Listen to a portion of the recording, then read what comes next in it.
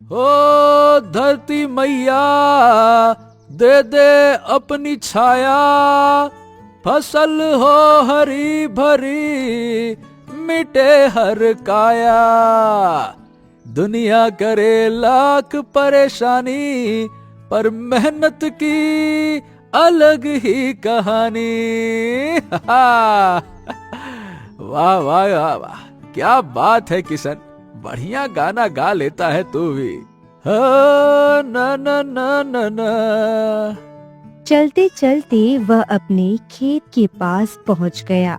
हाँ, हे भगवान, इस बार फसल अच्छी कर देना ताकि सिपाहियों की डांट से बच जाऊं और हमारे घर की इज्जत भी बनी रहे। हाँ।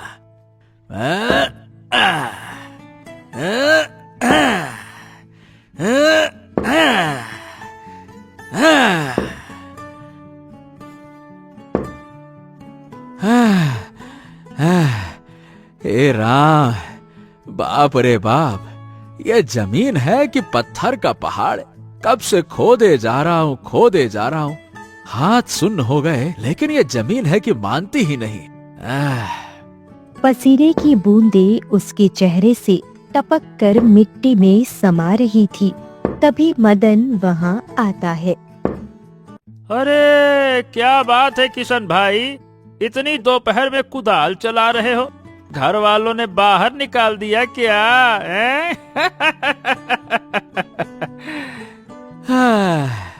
अरे नहीं भाई, किसान हूँ, खेती करके ही अपना पेट भरता हूँ। अब कुदाल न चलाऊंगा तो क्या टांग फैला के बिस्तर में लेटा रहूंगा क्या?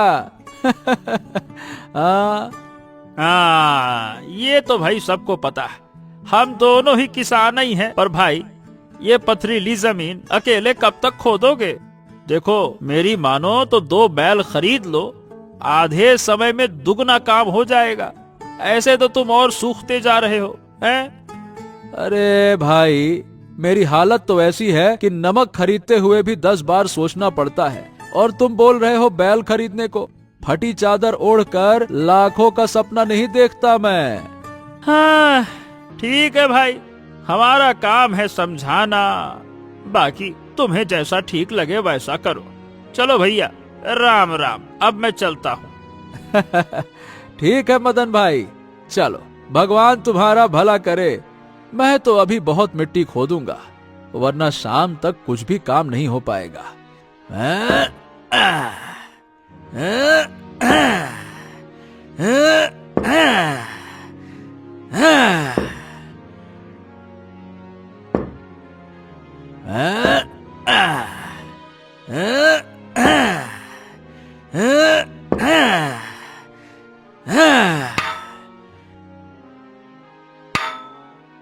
अरे ये क्या, ये टक्कर से कैसी आवाज आई?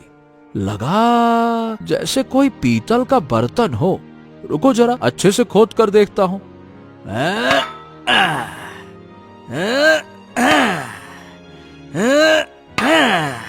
कुछ ही क्षणों में मिट्टी के नीचे से एक चमकदार पीतल का घड़ा निकल आया। अरे दात तेरे की, ये तो खाली घड़ा है। हे भगवान, अगर इसमें धन दौलत दे देते तो क्या नुकसान हो जाता? मेरी थोड़ी सी किस्मत बदल जाती, यही होता ना। लेकिन नहीं, मेरी किस्मत में तो शायद मजदूरी ही लिखी है। क्या करूं, मैं पूरी जिंदगी ऐसे ही खेतों में पसीना बहाता रहूंगा क्या? क्या बताऊं? भूख से किशन का पेट कहराने लगा। अरे बाप रे बाप, भूख से तो पेट में दर्द होने लगा। यहीं पास में अमरूद का पेड़ है, चलो 2-4 अमरूद ही तोड़ लेता हूँ।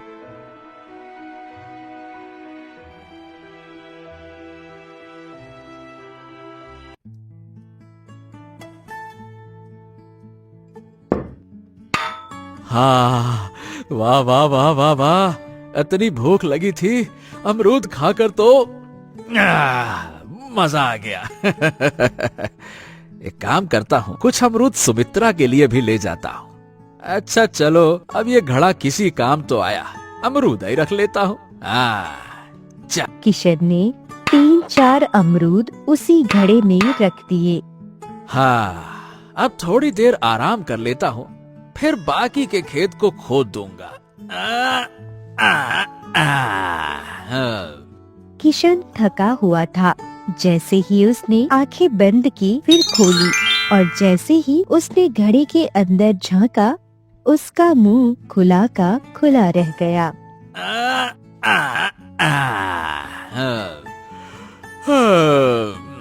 अरे ये क्या चक्कर है? अरे मैंने तो इसमें सिर्फ 3-4 अमरूद डाले थे, ये पूरा का पूरा कैसे भर गया? अरे बाप रे बाप! ओ, लगता है इस घड़े में कोई जादू है। हाँ। किशन ने फिर से 3-4 अमरूद उठाए, घड़े में डाले, फिर से अमरूदों से ठसाठस घड़ा भर गया। अरे ये कैसा चमत्कार है? ये तो सच में जादुई घड़ा है, जादुई घड़ा। चलो अब घर चलता हूँ, सुमित्रा को दिखाता हूँ ये जादुई घड़ा। ए भगवान, बहुत सही चीज दिए हो, मजा आ गया, मजा आ गया। अरे भगवान देता है जब देता है, न न न न। हो धरती मैया, दे दे अपनी छाया।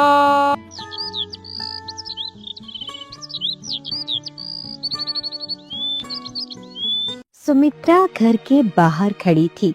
धूप ढल चुकी थी। पता नहीं इतनी देर हो गई है और ये अभी तक नहीं लौटे। भगवान ही जाने कब तक आएंगे वापस। रसोई में तो कुछ भी नहीं है पकाने के लिए। तभी दूर से कदमों की आवाज आई। किशन घड़ा उठाए घर पहुंच गया। सुमित्रा, तुम अचानक भगवान को क्यों याद कर रही हो? और किसे याद करूंगी? हाँ, उनके अलावा हमारा है ही कौन। अरे चलो चलो, जल्दी से घर के अंदर चलो और दरवाजा बंद कर लो। चलो चलो, आओ आओ आओ, अरे जल्दी से आओ तो। अरे ये कैसी बातें कर रहे हैं? और ये घड़ा किसका है? अरे सुमित्रा, धीरे धीरे बोलो और घर के अंदर चलो, पहले आओ तो सही।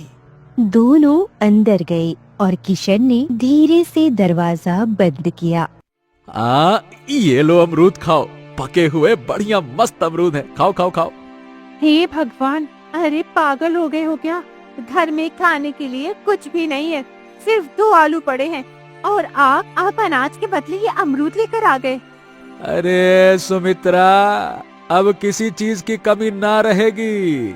वो 2 आलू लेकर तुम आओ। अरे जाओ जाओ, देख क्या रही हो, वो आलू लेकर आओ भाई, और फिर उसके बाद देखो क्या होता है, क्या होता है। जाओ जाओ जाओ, लेकर आओ। पता नहीं आज आपको क्या हो गया है, कुछ भी बोले जा रहे हैं।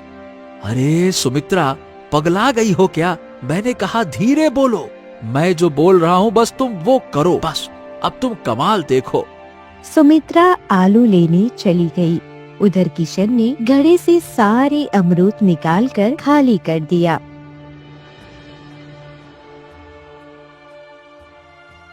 ये लो, पकड़ो इन्हें। सुमित्रा, ये मुझको मत दो, इसको घड़े के अंदर डालो, फिर तुम कमाल देखो। डालो डालो डालो, अरे डालो, देख क्या रही हो, डालो। अरे इन्हें घड़े में डालने से क्या होगा? अरे फिर से सवाल, ये नहीं वो नहीं ये नहीं।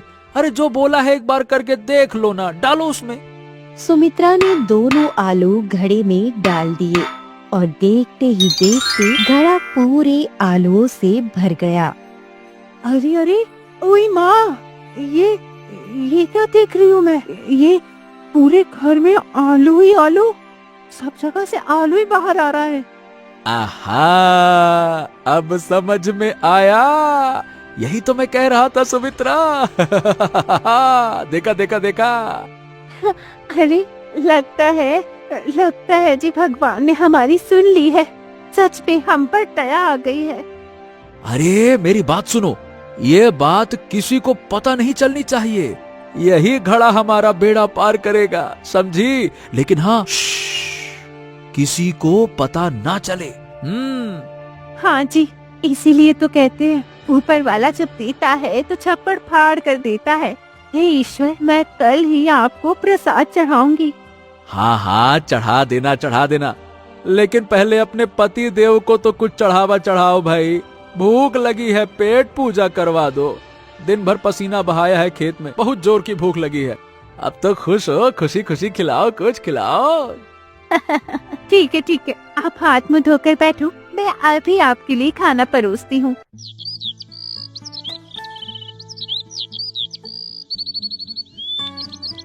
हाँ, अच्छा सुनो, सुमित्रा, सुनो, इतने सारे आलू और अमरूद हैं। अब देखो, हमें इन सब की जरूरत तो है नहीं। मैं क्या सोच रहा हूँ कि बाकी सबको बाजार में जाकर बेच देता हूँ। क्या कहती हो? अरे हाँ, आपने तो बिल्कुल सही कहा। इतना सब का हम क्या करेंगे? ज्यादा दिनों तक रखेंगे तो सारे सड़ जाएंगे। आप एक काम कीजिए, अच्छा होगा कि आप इन्हें सारे बेच दीजिए। बस अब तुम देखो सुमित्रा, अब हमारे जीवन में कोई दुख कष्ट नहीं रहेगा। ये घड़ा यही हमारी किस्मत बदल देगा। इतना कहकर किशन बोरी में आलू भरकर बाजार की ओर निकल पड़ा। हाँ, बहुत दिन हो गए सुमित्रा के लिए एक भी साड़ी नहीं ले पाया। कितने दिनों से कह रही थी, पर मैं हर बार टाल देता था। आज मैं उसे साड़ी लेकर ही रहूंगा। हाँ, बहुत खुश हो जाएगी, बढ़िया मस्त चमकीली वाली लूंगा। हाँ, ऐसा ना होने की वजह से शादी के बाद सारी गहने बेचने पड़े थे, पर एक ही गहना बचा है मेरे पास। लेकिन आज के बाद मैं रानी बन जाऊंगी, रानी। सुमित्रा ने वह आखिरी गहना उठाया और घड़े में डाल दिया। अगले ही पल बहुत सारे गहनों से घड़ा भर गया। अरे बाप रे, इतने सारे गहने! मैंने तो कभी सपने में भी नहीं सोचा था कि एक दिन मैं इतने गहने एक साथ देखूंगी। अरे सिर्फ देखूंगी नहीं, पहनूंगी भी। सुमित्रा ने बिना समय गवाए ढेर सारे गहने पहन लिए। तभी किशन घर में दाखिल होता है। अरे बाप, ओ दादा रे, मुझे तो अपनी आंखों पर भरोसा ही नहीं हो रहा। इतने सारे गहने पहनकर काहे खड़ी है तू? कहाँ से मिला ये? ए जी, अब मैं आपकी करीब बीवी नहीं रही, अब मैं रानी बन गई हूँ, रानी। अरे सुन सुमित्रा, तू पागल हो गई है क्या? बच्चों जैसी हरकतें मत कर। अगर किसी ने देख लिया ना तो हमारे लिए ठीक नहीं होगा। तू भी पागल हो जाती है। हाँ, नहीं तो क्यों नहीं? इतने दिनों तक पैसों की तंगी में कष्ट झेलते रहे हैं हम लोग। अब जब भगवान ने हमें जादुई घड़ा दिया है तो क्यों दुखी रहूं मैं? अब मैं रानी की तरह रहूंगी, रानी की तरह। अरे सुन, मेरी बात कान खोल के सुन। ये तू बचपना मत कर, समय ठीक नहीं है। अगर किसी को पता चल गया ना तो बहुत बड़ी मुसीबत आ जाएगी। समझती नहीं तू? अच्छा ठीक है, मुसीबत की बात मत ही कीजिए। मैं उन औरतों में से नहीं हूँ जिनके पेट में बात बचती नहीं है। किसी को नहीं बताऊंगी पापा। अच्छा चल, ये सब छोड़। अरे तू ये देख जो मैं तेरे लिए लेकर आया हूँ। देख तो जरा, अरे जरा इसको खोल कर तो देख।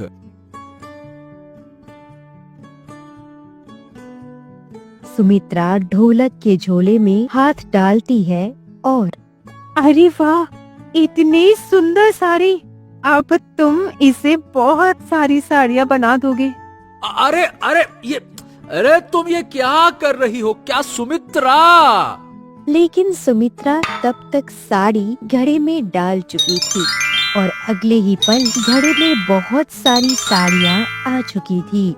अरे सुनिए जी, ये देखिए इतनी सारी साड़ियाँ। मैं तो इनमें से 2-3 अपने पास रख लेती हूँ। ये नहीं, हाँ। किशन भारी भरकम कपड़ों की गठरी उठाए बाजार में जाकर सारी साड़ियाँ बेच आया।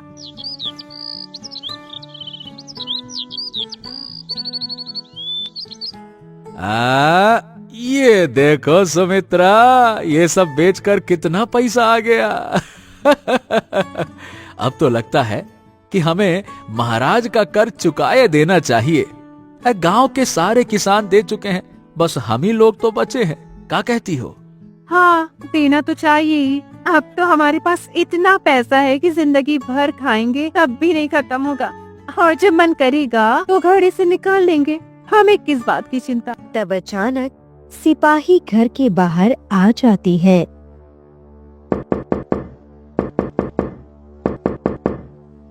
अरे किसान, ओ किसान, अरे बाहर आ।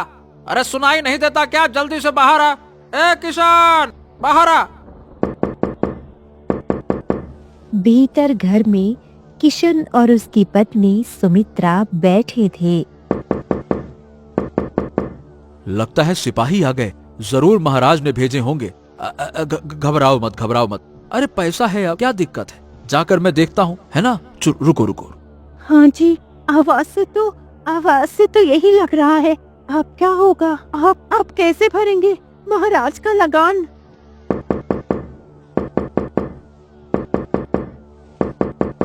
किशन धीरे धीरे बाहर आया। सिपाही उसे घूर रहे थे। हाँ, क्यों रे किशन, घर में चुप के बैठा है क्या? हैं? नमस्ते सिपाही जी। अब घर में नहीं बैठूंगा तो क्या बाहर बैठूंगा क्या? बताइए क्या काम है?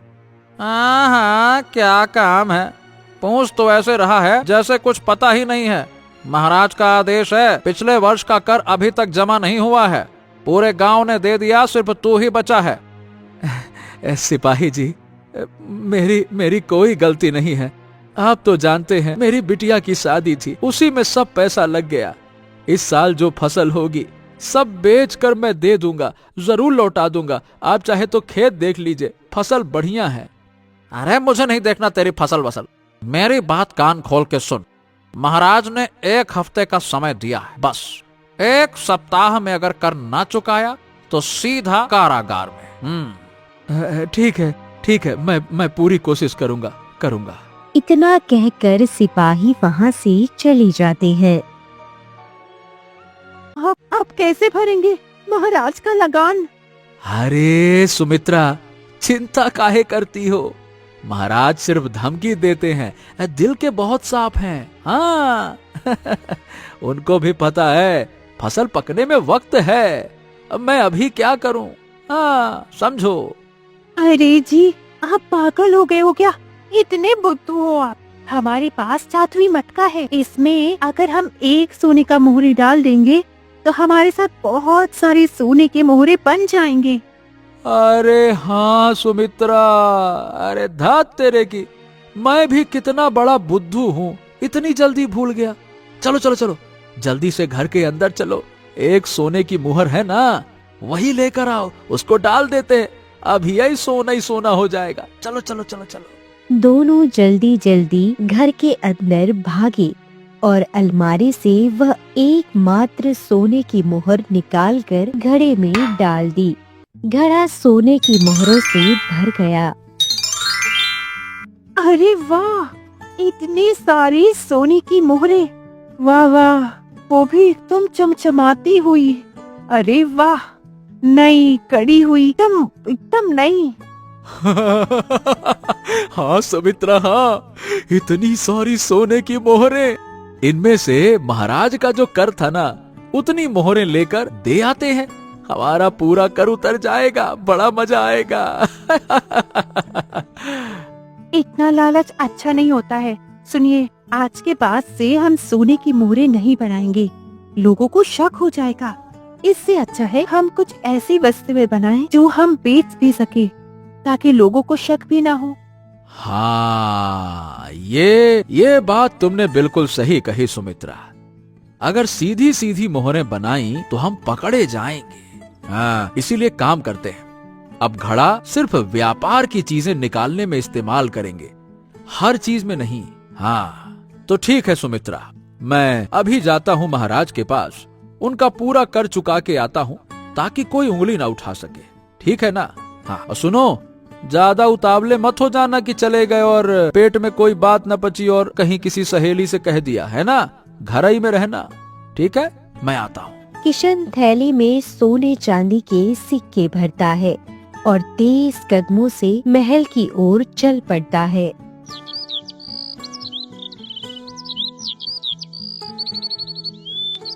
किशन धीरे धीरे कदम बढ़ाते हुए राजमहल पहुंचा। राजा और मंत्री बगीचे में बातें कर रहे थे। महाराज की जय हो। महाराज, महाराज कृपया करके ये कर स्वीकार कर लीजिए। क्षमा चाहूंगा, थोड़ा सा समय लग गया, पर अब मैं चुका रहा हूँ।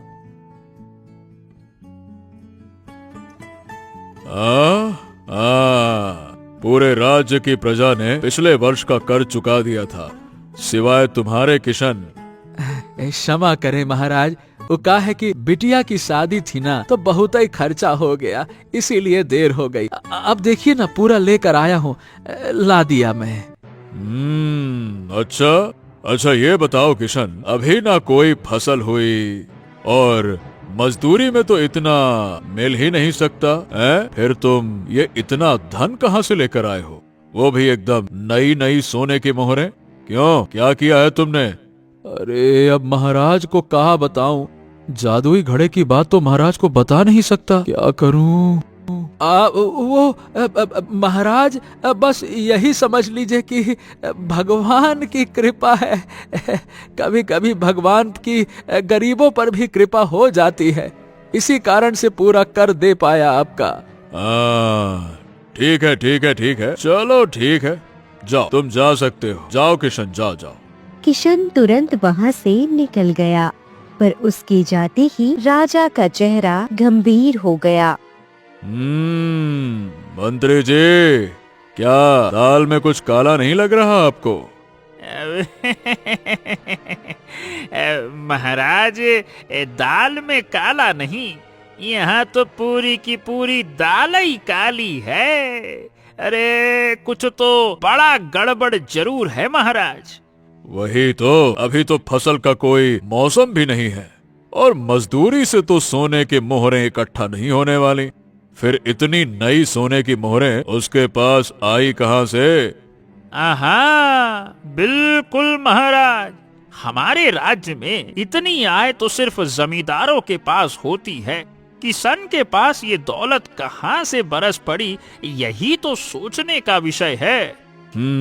मंत्री जी, ऐसा करिए कि किशन के घर दिन और रात 2 सैनिक लगा दीजिए, पता लगाइए कि आखिरकार चल क्या रहा है वहाँ।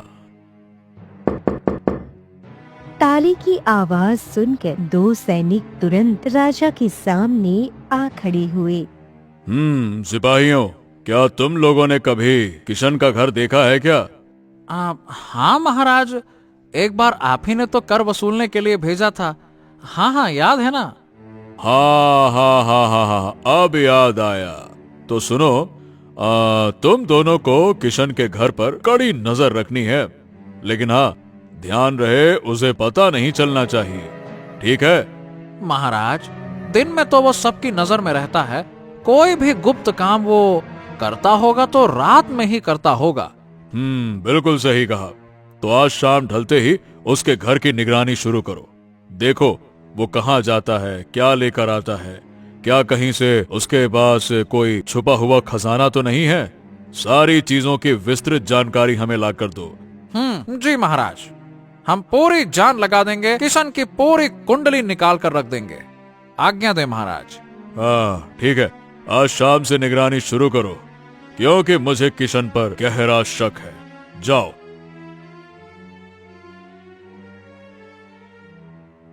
शाम ढलते ही 2 सिपाही चुपके से किशन के घर की खिड़की के पास जाकर खड़े हो गए।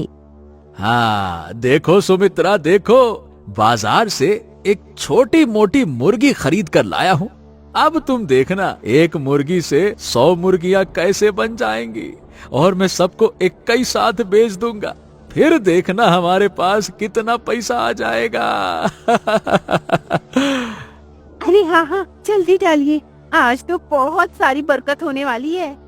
इतना कहकर किशन ने सावधानी से उस मुर्गी को उठाया और जादुई घड़े में डाल दिया। जैसे ही मुर्गी घड़े में गई, अचानक सैकड़ों मुर्गियां कमरे से भागने लगी। अरे रुको, कहाँ भाग रही हो? ए सुमित्रा, भागो भागो, अरे मुर्गियों को पकड़ो, सारी निकल जाएंगी घर के बाहर। अरे रुक जाओ रे, कहाँ भाग रही हो? अरे कैसे पकड़ूं? यह तो इधर उधर पंखा कराते हुए पागल हो गई है। हाय दैया। खिड़की के ठीक बाहर खड़े दोनों सिपाहियों ने यह पूरा तमाशा अपनी आंखों से देख लिया। अरे बाप रे बाप, ये क्या देखा मैंने। एक मुर्गी डाली और 100 मुर्गियां बाहर निकल आईं। इसका मतलब यह कोई साधारण घड़ा नहीं है, ये तो जादुई घड़ा है। जादुई। चलो चलो, यह खबर सुबह होते ही महाराज को देनी है। किशन की ये चाल हमें पकड़नी ही थी। दोनों सिपाही चुपचाप वहां से निकल गए।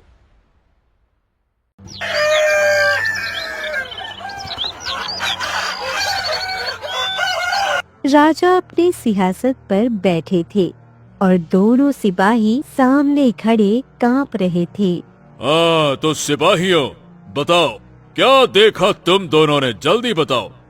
अब महाराज, हमने कल रात एक बड़ी ही अजीब चीज देखी। मतलब यह कि किशन के पास एक जादुई घड़ा है। जादुई घड़ा? ये क्या बकवास कर रहे हो तुम? जादुई घड़ा क्या होता है? महाराज, मैं सच कह रहा हूँ। हमने अपनी आँखों से देखा है। किशन ने घड़े में एक मुर्गी डाली और वहाँ से 100 मुर्गियां बाहर निकलकर भागने लगी यहाँ वहाँ। अरे सिपाहियों, सुबह सुबह क्या मजाक सूझ रहा है क्या? सच सच बताओ, नहीं तो सर कलम कर दूंगा तुम्हारा। महाराज, हम कसम खाते हैं, यही सच है। हमने सब अपनी आँखों से देखा है। झूठ क्यों बोलेंगे महाराज, वो भी आपसे। ओह, तो ये बात है। अगर सच में ऐसा है तो किशन को उस घड़े समेत पकड़कर अभी के अभी हमारे पास लेकर आओ। जाओ। हाँ, जैसा आदेश। अभी लेकर आते हैं और साथ में उसका घड़ा भी। ठीक है। दोनों सिपाही तुरंत वहां से निकल पड़े और सीधे किशन के घर पहुँचे। अरे किशन, अरे ओ किशन।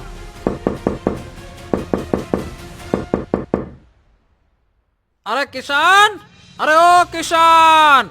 अरे बहुत मुर्गियां बना ली घड़े से। ले चल, अब वो जादुई घड़ा और तू दोनों चल महाराज के पास। चल चल चल। अरे देख क्या रहा है, लेकर आ घड़ा, चल। अब मुर्गी घड़ा? अरे सिपाही जी, ये क्या बकवास कर रहे हैं आप? मैंने तो महाराज का कर चुका दिया। अब कौन सा घड़ा, कौन सी मुर्गी? हमारे पास कोई जादुई घड़ा नहीं है। क्यों बेकार की बात कर रहे हो? अच्छा, ऊपर से झूठ भी बोल रहे हो। उल्टा चोर कोतवाल को डांटे। अरे चलो अंदर, घड़ा खुद हम खोज कर लाते हैं। हटो हटो रास्ते से। अरे मत चाहिए अंदर। नहीं है वहाँ, कुछ भी नहीं है वहाँ पे। पर सिपाही नहीं माने। एक सिपाही घर के भीतर घुसा और थोड़ी देर बाद ये रहा घड़ा। हाँ। अरे अरे अरे, ये क्या कर रहे हैं? देखिए देखिए सिपाही जी, ये हमारे पानी पीने का घड़ा है। ये कोई जादुई घड़ा नहीं है। इसको मुझको दे दीजिए। इसको कहाँ, अरे सुनिए, अरे कहाँ ले जा रहे हैं इसको? चलते हो या फिर बड़ी सजा के लिए तैयार रहो। महाराज ने आदेश दिया, चुपचाप चलो, समझ गए? हाँ, ठीक है, चलता हूँ। किशन मजबूरी में सिर झुकाकर सिपाहियों के साथ चल दिया।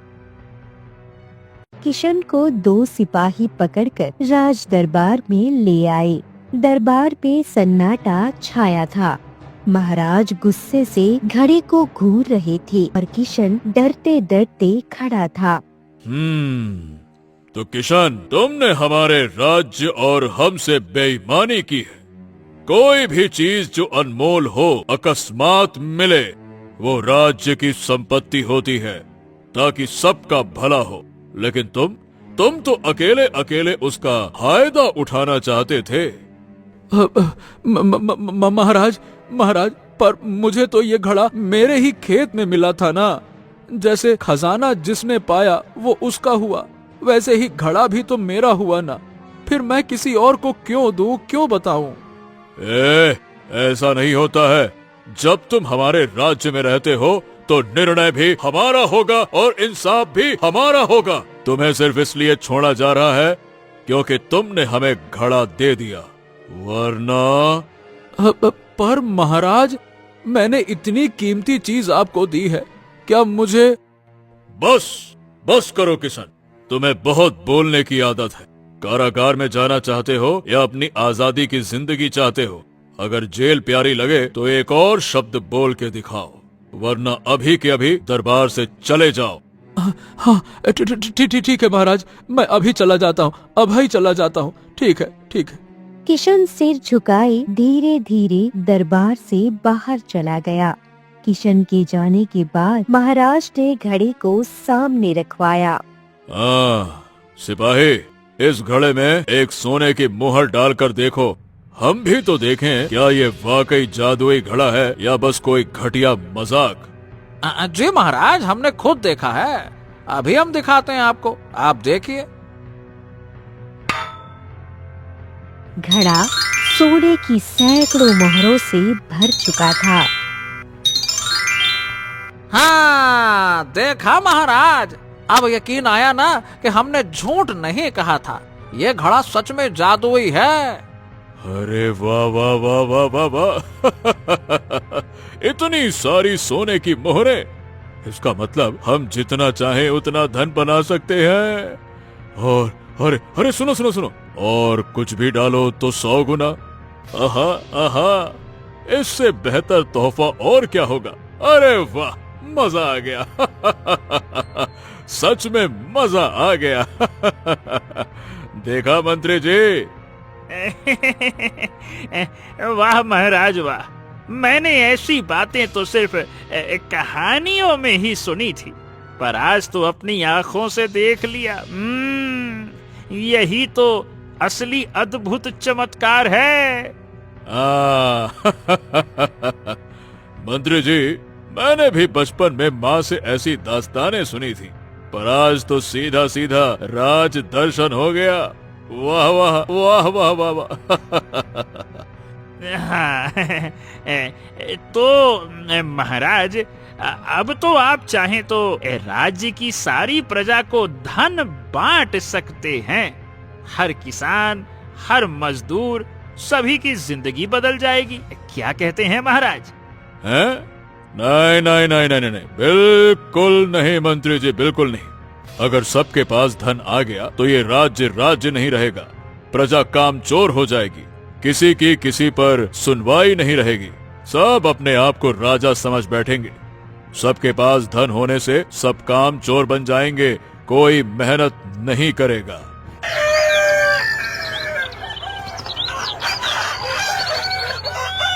अगली ही सुबह राजा राजमहल के प्रांगण में बैठा जादुई घड़े के सामने थे। अब समझ में नहीं आ रहा है कि इस घड़े का क्या किया जाए, इसमें क्या डालें क्या ना डालें। महाराज, लालच बुरी बला होती है। ईश्वर ने हमें जितना दिया है उतने में खुश रहना चाहिए।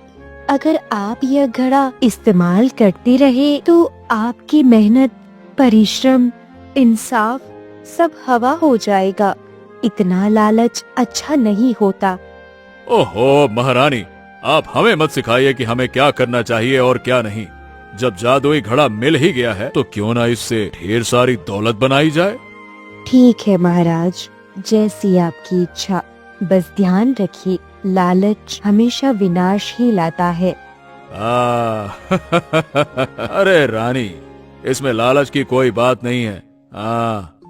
इसी दौरान पेड़ पर बैठा एक बंदर वह झट से घड़े में छलांग लगा देता है।